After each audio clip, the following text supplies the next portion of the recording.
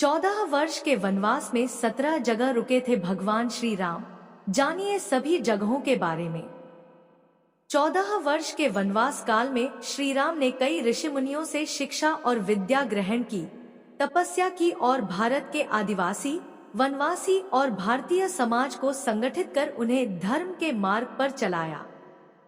संपूर्ण भारत को उन्होंने एक ही विचारधारा के सूत्र में बांधने का काम किया। साथ ही अपने मर्यादित जीवन के कारण वे मर्यादा पुरुषोत्तम भी बने। जब भगवान राम को वनवास हुआ तब उन्होंने अपनी यात्रा अयोध्या से प्रारंभ करते हुए रामेश्वरम और उसके बाद श्रीलंका में समाप्त की थी। श्रृंगवेरपुर तीर्थ। प्रयागराज से 20 से 22 किलोमीटर दूर वे श्रृंगवेरपुर पहुंचे, जो निषादराज गुह का राज्य था। यहीं पर गंगा के तट पर श्री राम ने केवट से गंगा पार कराने को कहा था। श्रृंगवेरपुर को वर्तमान में सिंगरौर कहा जाता है। चित्रकूट। प्रभु श्री राम ने प्रयाग संगम के समीप यमुना नदी को पार किया और फिर पहुंच गए चित्रकूट। चित्रकूट वह स्थान है जहां राम को मनाने के लिए भरत अपनी सेना के साथ पहुंचे थे। राजा दशरथ का देहांत भी श्री राम वियोग में उसी समय हुआ जब श्री राम चित्रकूट में थे। भारत यहाँ से राम की चरण पादुका ले जाते हैं और राज सिंहासन पर उनकी चरण पादुका रखकर राज्य करते हैं। दंडकारण्य। चित्रकूट से निकलकर श्री राम घने वन में पहुंच गए। असल में यही था उनका वनवास।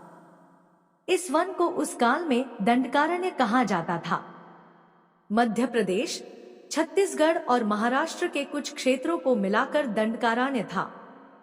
दंडकारण्य में छत्तीसगढ़, ओडिशा एवं आंध्र प्रदेश राज्यों के अधिकतर हिस्से शामिल हैं। उड़ीसा की महानदी के इस पास से गोदावरी तक दंडकारण्य का क्षेत्र फैला हुआ था। इसी दंडकारण्य का हिस्सा है आंध्र प्रदेश का एक शहर भद्राचलम। गोदावरी नदी के तट पर बसा यह शहर सीतारामचंद्र मंदिर के लिए प्रसिद्ध है। यह मंदिर भद्रगिरि पर्वत पर है। श्री राम ने अपने वनवास के दौरान कुछ दिन इस भद्रगिरि पर्वत पर ही बिताए थे। स्थानीय मान्यता के अनुसार दंडकारण्य के आकाश में ही रावण और जटायु का युद्ध हुआ था और जटायु के कुछ अंग दंडकारण्य में आ गिरे थे। दुनिया भर में सिर्फ यहीं पर जटायु का एकमात्र मंदिर है। पंचवटी नासिक।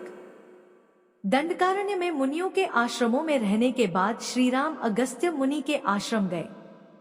यह आश्रम नासिक के पंचवटी क्षेत्र में है, जो गोदावरी नदी के किनारे बसा है।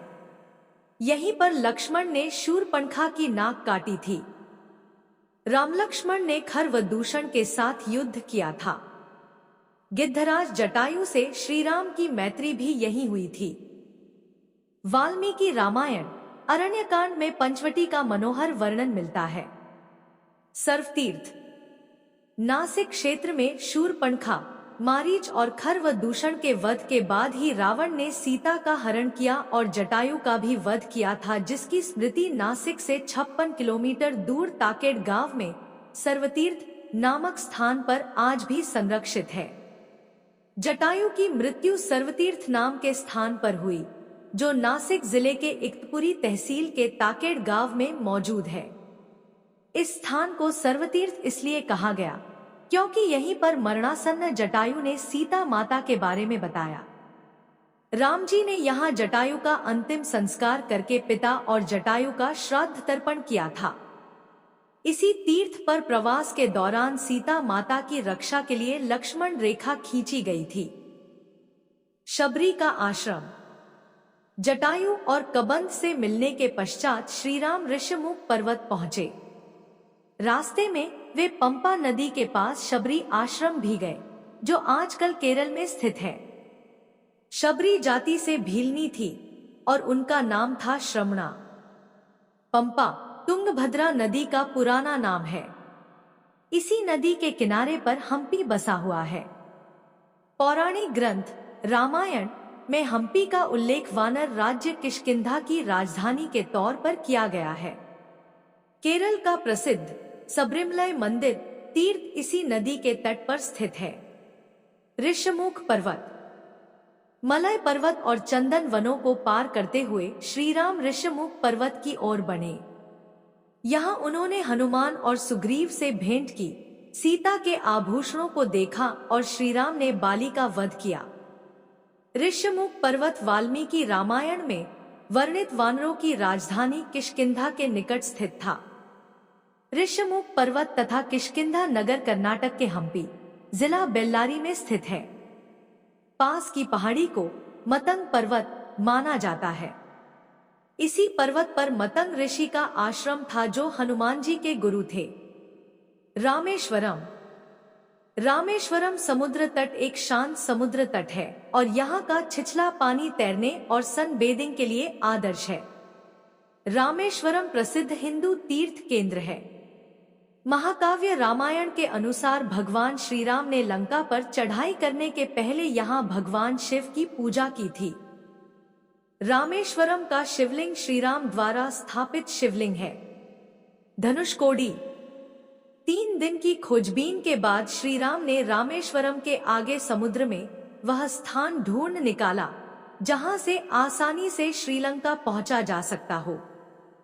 उन्होंने नल और नील की मदद से उक्त स्थान से लंका तक का पुनर्निर्माण करने का फैसला लिया। धनुषकोडी भारत के तमिलनाडु राज्य के पूर्वी तट पर रामेश्वरम द्वीप के दक्षिणी किनारे पर स्थित एक गांव है। धनुषकोडी पंबन के दक्षिण पूर्व में स्थित है। धनुषकोडी श्रीलंका में तलैमन्नार से करीब 18 मील पश्चिम में है। इसका नाम धनुषकोडी इसलिए है कि यहाँ से श्रीलंका तक वानर सेना के माध्यम से नल और नील ने जो पुल राम सेतु बनाया था उसका आकार मार्ग धनुष के समान ही है। इन पूरे इलाकों को मन्नार समुद्री क्षेत्र के अंतर्गत माना जाता है। धनुषकोडी ही भारत और श्रीलंका के बीच एकमात्र स्थलीय सीमा है जहां समुद्र नदी की गहराई जितना है, जिसमें कहीं कहीं भूमि नजर आती है। अगर आपको यह जानकारी अच्छी लगी हो तो हमारे चैनल सुविचार विद सुषमा को सब्सक्राइब जरूर करें और अपने साथियों के साथ शेयर करना न भूलें। धन्यवाद।